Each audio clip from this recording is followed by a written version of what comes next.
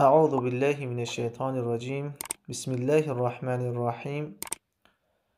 درباره ریش رسول الله صلی الله علیه و سلم پرسیدند: آیا رسول الله صلی الله علیه و سلم از کدام وقت ریش گذاشتند؟ رسول الله صلی الله علیه و سلم از جوانی ریش گذاشتند و به هیچ وجه ریش خود را نگرفتند.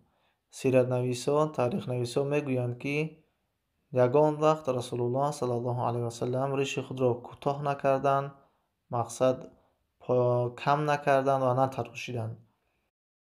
و حتی بعد از نبوتم رسول الله صلی الله علیه و سلم ریش خود را نگرفتند و حتی خودشان امر کردند و فیراللحه، ریش های خود را تربیت کنین، مقصد ریش های خود را بگذارین، خوشرو کرده نگاه کنین.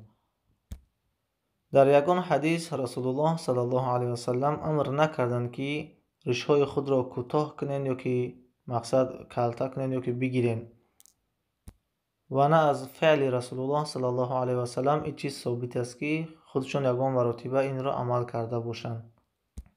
رسول الله صلی الله علیه و سلم در ابتدا ریش داشتند تا آخره با همان ریش از دنیا رفتند و باز امر کردند که ریش خود را بگذارین.